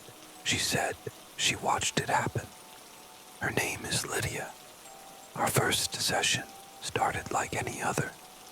She had a blank expression, spoke in a flat tone, and showed no emotion, even when I asked about the incident. I assumed she was dissociating, a common trauma response. I made a note of it. But by the second session, something felt off. I noticed her screen lagging, not glitching, lagging. There was a delay between her movements and the sound of her voice. The video and audio weren't out of sync, but it was like her body was struggling to keep up with her words. At one point, she spoke, and the sentence continued even after her lips stopped moving. I figured it was just a latency issue. Bad Wi-Fi, nothing unusual. But then she blinked, and I realized she hadn't blinked once during the entire hour. In session 3, I logged in a few minutes early, and Lydia was already there, just staring at the screen, unmoving. Her eyes were wide, as if she didn't know how to look casually. I asked if she was okay. She responded, "Do you ever dream about your teeth falling out?" There was no small talk, no prompting. Just that one strange question. I said, "No. Why?" But she didn't answer. When I replayed the session to take notes, that question wasn't there. She just stared at the screen for a full 20 seconds, in silence. I checked the session transcript. Client inactive. No audio detected. By session 4, I was starting to get worried. Lydia had started wearing a hoodie that covered half of her face, and there was something odd behind her, a mirror covered with a sheet. The same room, same lighting, no changes. But something happened during this session. I asked about her sleep habits, but she didn't answer. Instead, her mouth opened far too wide and stayed that way for about 9 seconds. Silent. Then she said, "I like your clock." "I don't have a clock." She was referring to one behind me, except there was no clock behind me. I checked the recording. In her window there was a clock, round, with black hands, ticking slowly. But the numbers weren't right. They weren't Roman or Arabic. They were just symbols, nothing I recognized. When I turned around in my room, there was no clock, just the same white wall as always, timestamp on the recording. Client smiles, subject's gaze directed off screen. After that session, I stopped sleeping well. Session 5 never happened. Instead, I received an MP4 video file in my inbox. No sender, no title, just the exact timestamp for when our session was supposed to start. I opened the file and it showed me sitting at my desk, staring into the session window, eyes fixed forward. But my mouth was moving. I was whispering something over and over. The audio was faint, but when I turned it up, I caught fragments. "Let me in. Let me in.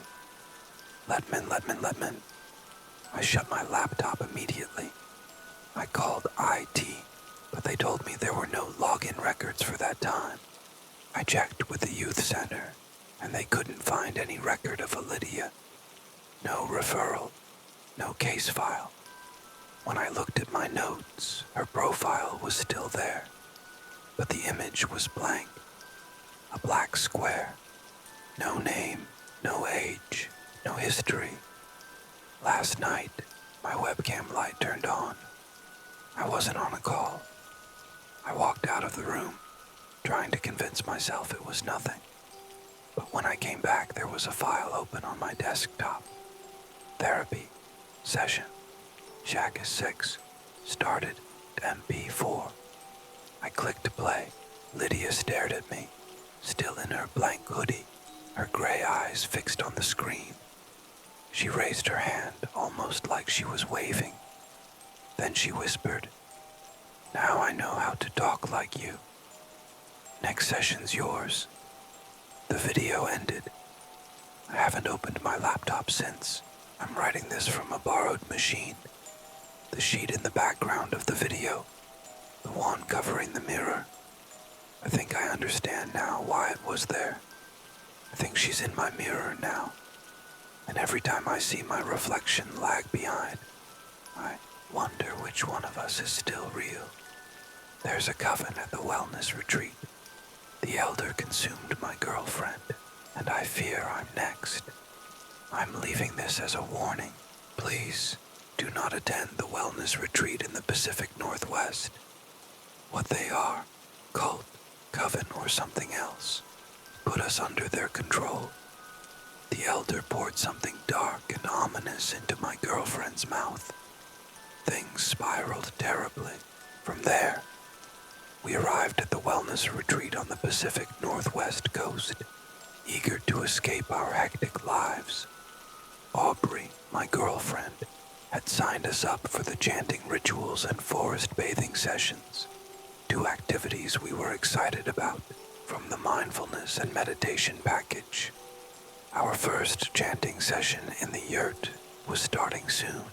We quickly donned our athleisure, tied our hair up, and made our way out. The path was narrow and winding, cutting through dense cedar, pine, and maple trees. The forest felt foreboding, almost hostile. The only sound was the crunch of fallen leaves beneath our feet.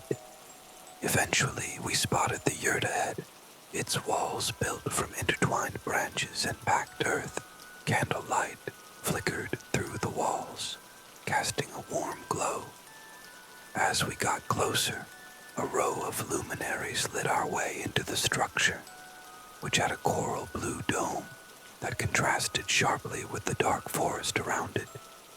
Paintings and symbols adorned the walls. Inside, the spiritual guide greeted us. Her sharp stone-gray eyes locked onto mine, making me feel as though she could see straight into my soul. Her long, wild hair cascaded to her waist, and her face appeared gaunt, with high, harsh cheekbones. She handed us cups of tea, asking us to drink before the ceremony began. The liquid was dark, nearly black, with twisted roots and stems floating inside. I hesitated, but Aubrey drank hers quickly. I followed, taking a deep breath before braving the foul-smelling brew. It tasted even worse than it smelled, like razors on my throat, leaving my mouth on fire. Should we go in for seconds? I joked weakly, choking it down. Aubrey grimaced, clearly struggling with it as well, and we moved deeper into the room, joining the others. The elder began chanting in a low, raspy voice as she poured more of the black liquid into her ceremonial bowl. Om Namah Shivaya, Ramadasa.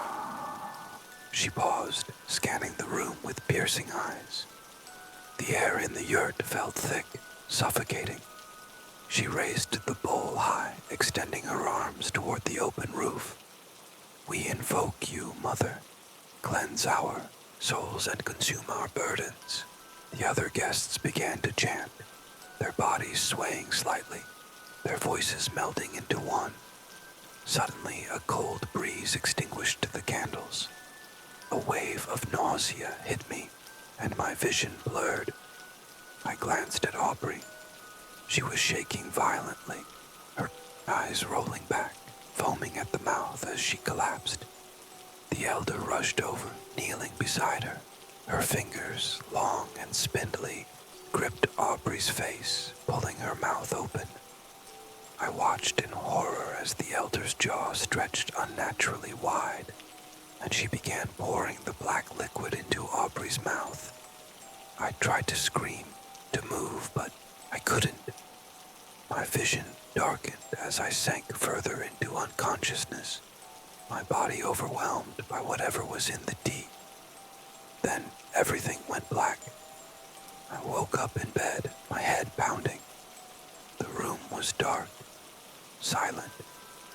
I looked over at Aubrey, still asleep, beside me, and let out a sigh of relief. She was alive. I slipped out of bed, feeling parched, and went to get a glass of water. As I returned to the room, I was struck by how different the atmosphere felt. Aubrey was sitting up in bed, her body stiff. Her eyes were rolled back, pupils gone. Her mouth hung open, staring into the dark. Aubrey, wake up. I rushed to her, sighed, my heart racing. I shook her, desperately pleading, please, wake up. But there was no response. I grabbed a wet towel and returned to the bedroom. When I entered, she was back in bed, fast asleep, as if nothing had happened. The next morning, Aubrey seemed different. Her skin was glowing, her eyes free of the usual dark circles. She looked almost younger, but something in her eyes had changed. They were the same shade of gray as the elders. I explained the horrors I'd witnessed, but Aubrey dismissed my concerns. It must have been something in the tea. We're at a wellness retreat after all. I feel fine, even rested. Come on, let's get ready for forest bathing. Reluctantly, I followed her to the forest clearing by the coast. The wind howled through the trees, and the waves crashed against the cliffs. The scent of pine and fir filled the air, and the forest felt damp, dark, even in daylight.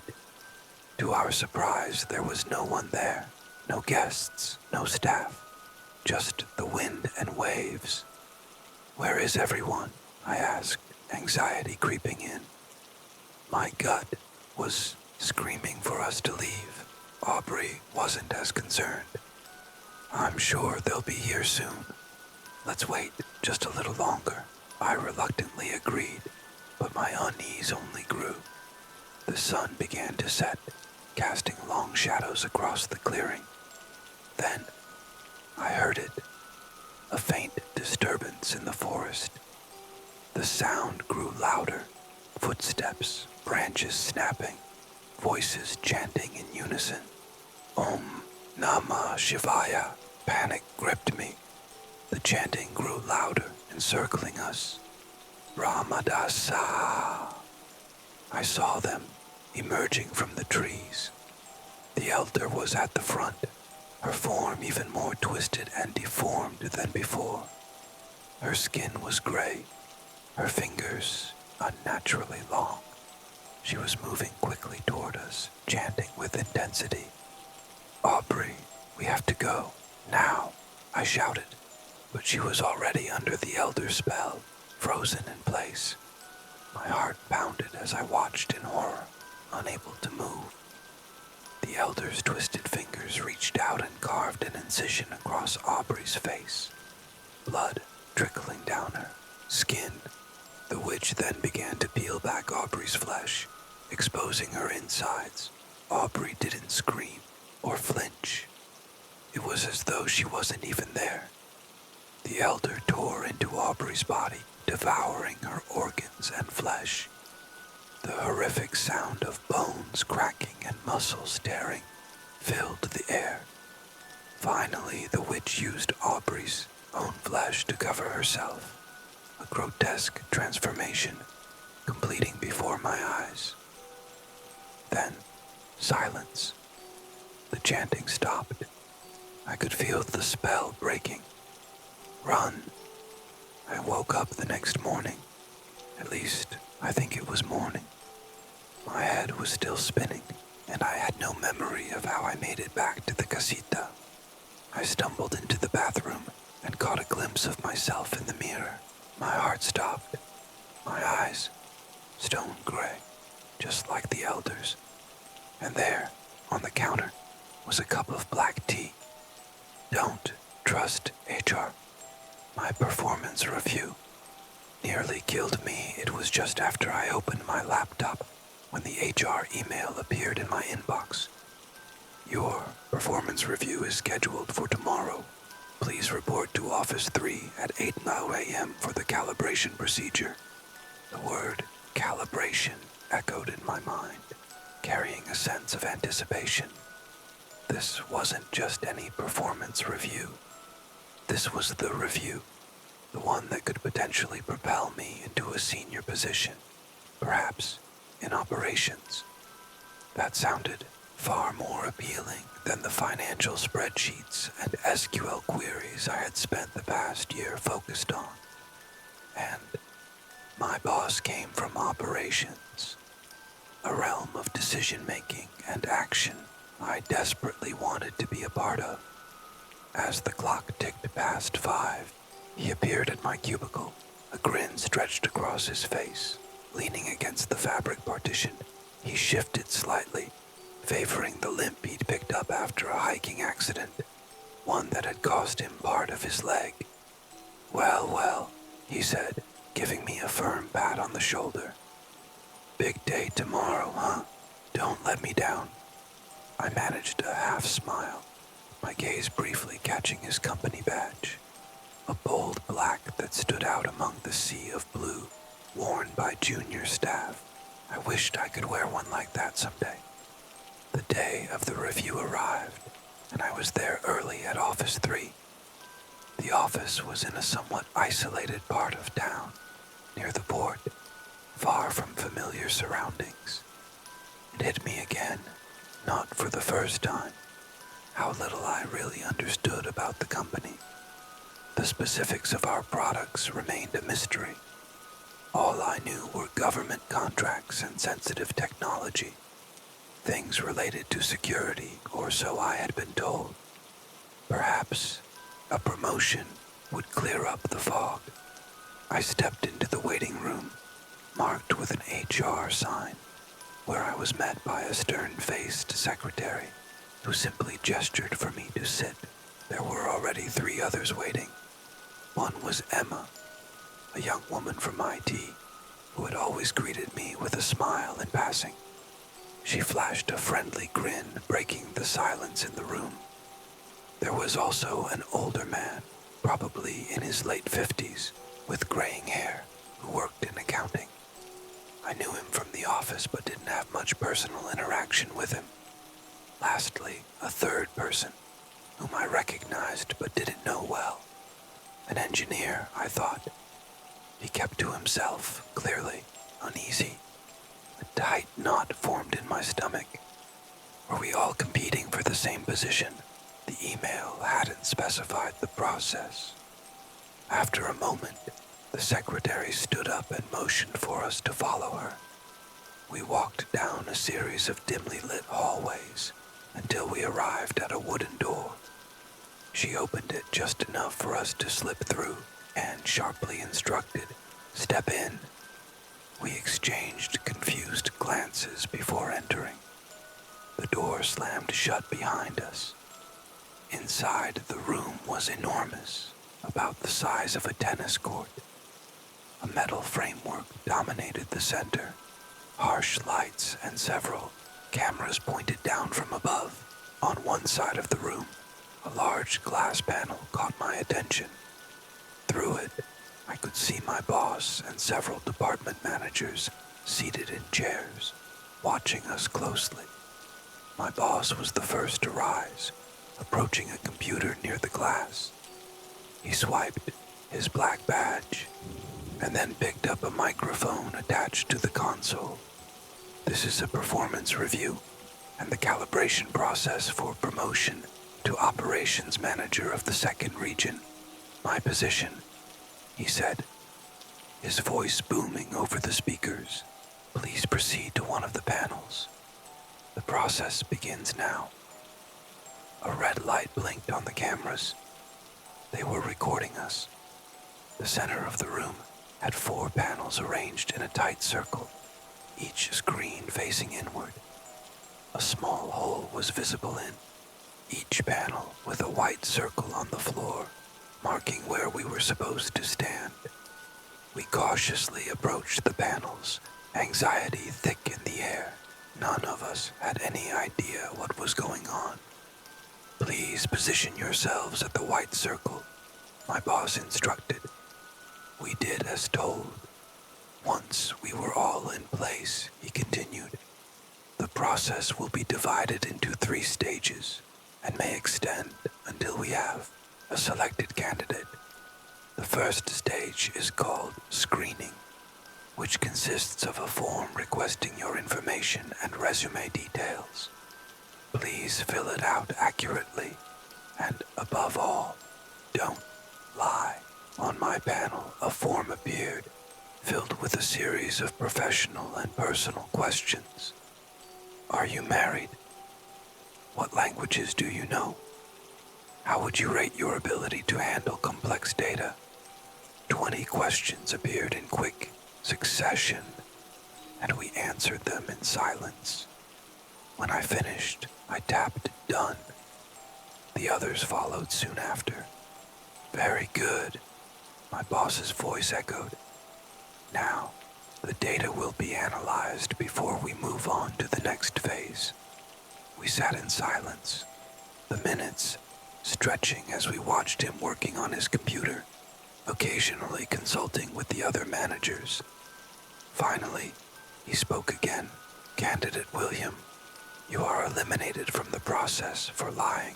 There was a loud thud as the engineer fell, smoke rising from his forehead, almost as if he had been shot. Emma let out a terrified scream, while the older man and I were paralyzed, in shock.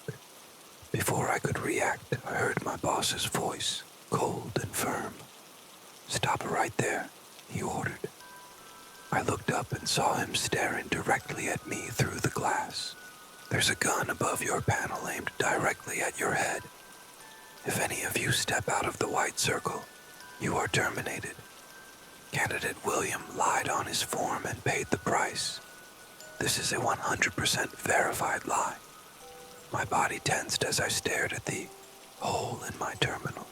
There was no mistaking the barrel aimed directly at me. Now, my boss continued, let's proceed to phase 2. Emma was sobbing uncontrollably, her entire body shaking in fear as my boss outlined the next phase. We will now move to company knowledge. It's a quiz to test who truly understands the company's core principles and key results, he said flatly. I will make 10 statements. You'll have 5 seconds to respond with either true or false. The person with the most incorrect answers will be eliminated. Before we could even process the rules, he fired off the first statement. Integrity is one of our 5 principles. True or false appeared on my screen. We exchanged quick, nervous glances. Luckily, I knew the answer. True, I blurted out. We tapped our screens, and moments later a green confirmation appeared on mine. The questions came fast. Our primary client is the Department of Defense. True, I recalled seeing that somewhere.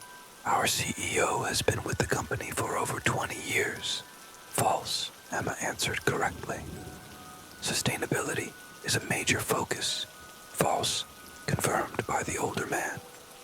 Each time, we responded as best we could, sharing our thoughts aloud when unsure. A fragile camaraderie formed amid the tension, though the fear of being eliminated loomed over us. Emma, despite her fear, did her best to keep up. The older man remained mostly silent, his answers appearing just a fraction of a second after ours. We made it through 9 questions, all getting them correct. Then came the 10th. Our year-over-year revenue growth was 14% last year. A wave of doubt hit me. I didn't recall that specific figure. Emma appeared uncertain, and the older man's face remained unreadable.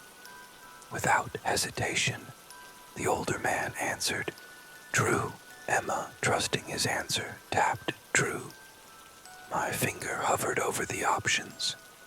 True felt plausible, but I remembered a financial report showing closer to 9%. At the last second, I pressed false. The older man's eyes briefly flickered with something like satisfaction.